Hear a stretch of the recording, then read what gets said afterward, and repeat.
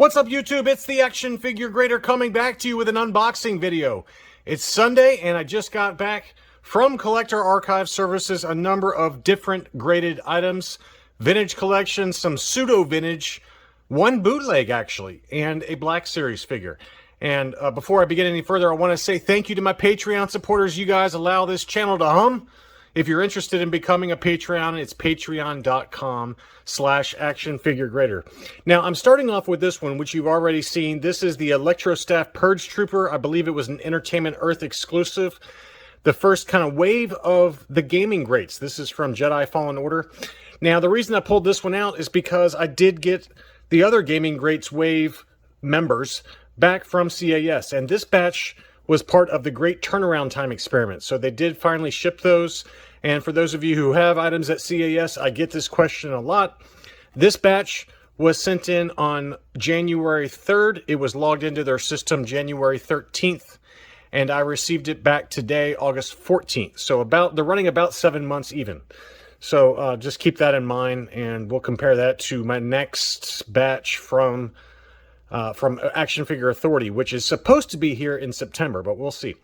Anyway, let's get back to the items here, and I want to show you this really quickly. This is the Electrostaff Purge Trooper, and this one is graded 95, and the amazing thing is that I got 95s on all of them, on all the ones that came back. And we're going to start off with the Heavy Battle Droid.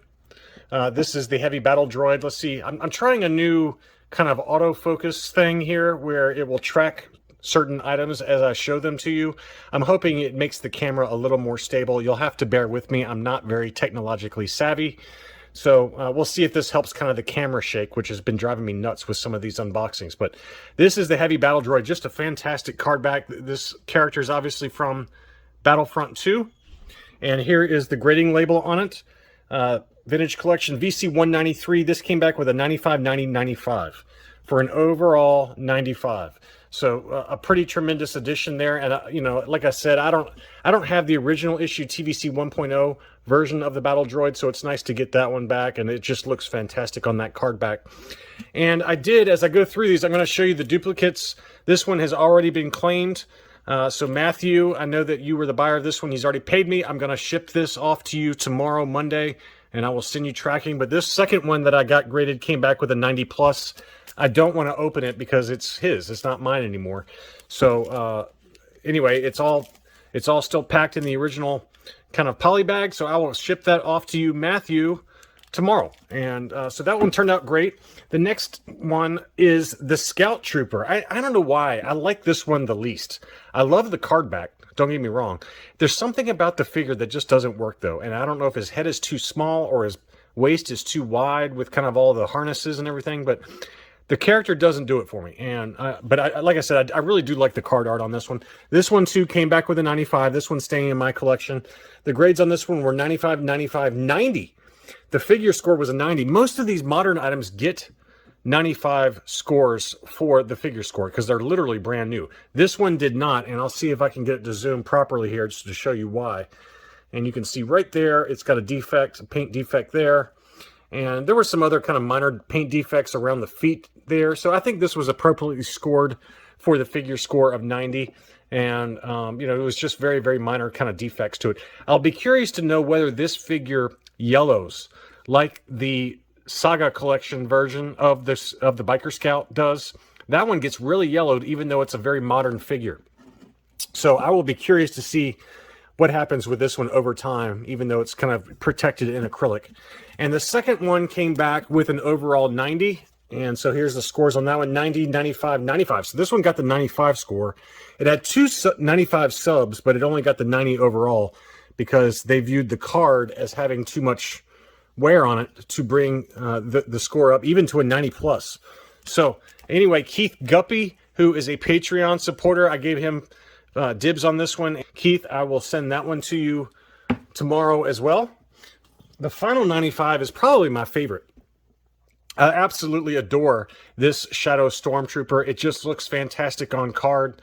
The card art on this is just unbelievable. Unbelievable. I don't remember him being in The Force Unleashed. I played that video game all the way through, as well as the sequel, but I don't particularly remember this character. But it's just a really interesting kind of character design with kind of translucent plastic blues, Great eyes on that character. The card back is just unbelievable, though.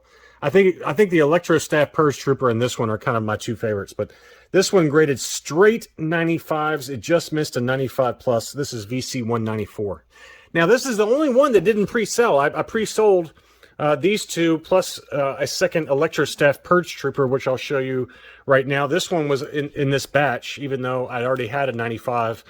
I did get a pretty clean one from Entertainment Earth directly, and that one scored a 90. So again, Keith, you bought that one, so I'll be sending you that one. But interestingly enough, this is the only one that hasn't sold yet. So I don't know. I might just end up with two of these in my collection, but this is the other Shadow Stormtrooper that I got back from CAS in this batch, and it came back with a 90 plus. So really nice high grade. 90, 95, 95 were the sub scores on this. So I do have this one listed on Rogue 5 Toys on Facebook. It's $100 shipped in the US, which, trust me, after shipping costs, I'm making zero money on this. It costs $60 to grade, $20 to for the actual figure, collector grade from Big Bad Toy Store. All of these were collector grade items, by the way. And shipping for these items back were like $140. Shipping has just gotten so expensive. Plus shipping to CAS. So I'm definitely not going to make any money on that once I factor in the shipping cost to whoever buys it. But I do have that 90 plus if anyone wants it. If not, then I'm okay with keeping two of them in my collection. The other item that is not mine that I wanted to show you is a kind of a pairing for this Polish bootleg He-Man that I showed you a few months back. This is a 1990s Polish bootleg semi-articulated He-Man. So these are true bootlegs. And this belongs to my buddy Stanley. He said, hold on to it until the other one finishes up. Well, it did finish up, and that is the Skeletor. It's from the same line. You can see how small they are, even relative to 3 3/4 inch TVC. So these are certainly not anywhere near the same scale as the vintage Mattel versions. But they are awfully cool. Again, these came out in the 1990s in Poland and are bootlegs. And this is a very traditional kind of paint style for Skeletor. And this one actually included the bootleg weapon. This came back with an 80 plus score. And I'm not going to take it out again because it does not belong to me. But Stanley, your pairings are done. We did not have the sword for He-Man, so it was just graded without the sword. And this one had red armor. There's all kinds of different color variations you can choose from. Jacob Brzezinski, who is the authority on Polish bootlegs, he covers these in a section of his Volume 2 book. So you can go check that out there. But anyway, Stanley, I got the Skeletor back. It came back with an 80 plus, so I will ship those off to you. Now let's finish off with some, as I mentioned, quasi vintage items, as well as one Black Series. Next up, we have the Mandalorian. This is the credit collection version from the Wave 2. This was, I believe, an Amazon exclusive. We'll check out the label in a second, but I really love this one. I already had the first wave graded, and the Mandalorian from that first wave came back with a CAS 95. And I picked this one up from good buddy Josh over at Bounty Hunters Guild. He's an eBay seller. You can also reach out to him on Instagram at Bounty Hunters Guild on Instagram. But this one is absolutely gorgeous. I love the colors on these. I know that the credit collection's not a fan favorite among modern Star Wars collectors, but I just decided that if I'm going to get any of them, it might as well be the Mandalorian. So let's do a quick close-up of this. Look how awesome he looks. This case is massive, so it's got a lot of reflections going on. So I apologize for that, but here it is. And this one is the Amazon exclusive as it's labeled by CAS. And it came back with a 90, 90, 95 for an overall 90 plus. So thank you again to Josh for the immaculate figure. Just in great condition and tough to do with Amazon exclusives, as we all know. The back of the card is probably my favorite. It's got his whirly bird kind of rockets firing at some stormtroopers, one sand trooper, and well, it looks like maybe 3 sand troopers or remnant troopers, I guess. But they look fantastic, and I just love the card art on these. This is just one of those items that I decided it's like a guilty pleasure with the credit collection. And then finally, as I promised earlier, I do have some pseudo vintage items that I wanted to show you, and they're kind of unique. The first one is this. This is the Star Wars Imperial Forces collector set. These were made by West End Games, and it's interesting because these are tabletop role-playing pieces. They're made out of pewter, and these came out during the dark times. the dark times of Star Wars collecting world. These came out after the Power of the Force line ended in about 1985, 1986, but before the Power of the Force 2 line reinvigorated collectors' collective psyche in 1995. So there was that dark window there where it was tough to find anything. So these kind of came out, the first kind of iterations of these West End Games pieces, game pieces, came out between 1989-ish and 1991. There were later iterations that came in not nearly as cool packaging, but I found a bunch of these. The true story is I found them already on Collector Archive Services website. Somebody else had sent some in to be graded. So I started like, wow, that looks really cool. I love the box art on these. So I went ahead and found some that were ungraded. This seller had 3 of them all together in a lot. And so I picked them up, and here's the back of the packaging on this, and you can see which figures are included in this. And as you can tell, there's very Dungeons and Dragon-y. It's very Dungeons and Dragon-esque with how these are designed. And these come unpainted, and collectors would paint them very carefully, very 40-year-old virgin-esque, and kind of paint them with however they want to, and then they would use these on tabletop role-playing games. So you can see here it's got Darth Vader, Moff Tarkin, some stormtroopers, a TIE pilot, Imperial droid. I really got it for the Imperial droid, and more on that in a little while. But you got the Death Star gunners, officers, troopers, all that kind of thing. But just great packaging. This one graded, if I can get the label to show, this one graded in 85. So very cool there. And as I said, the seller had 3 of them, all mint in sealed package. And these go for between $50 and, let's say, maybe $100 on the upper end. There's about 10 or 15 different packs that you can collect. And so this one is called the A New Hope Collector's Movie Set. And so this features Princess Leia and Luke in that kind of iconic pose. Just fantastic packaging there. This one also graded in 85, as you can see there. And this one's really cool. It's got, the main reason I got this one, just like the other one where I got it for the Death Star droid, I got this one because this one has an R5-D4 in there. So that's kind of cool. It's got Hammerhead, Greedo, Tatooine Stormtrooper or Sand Trooper.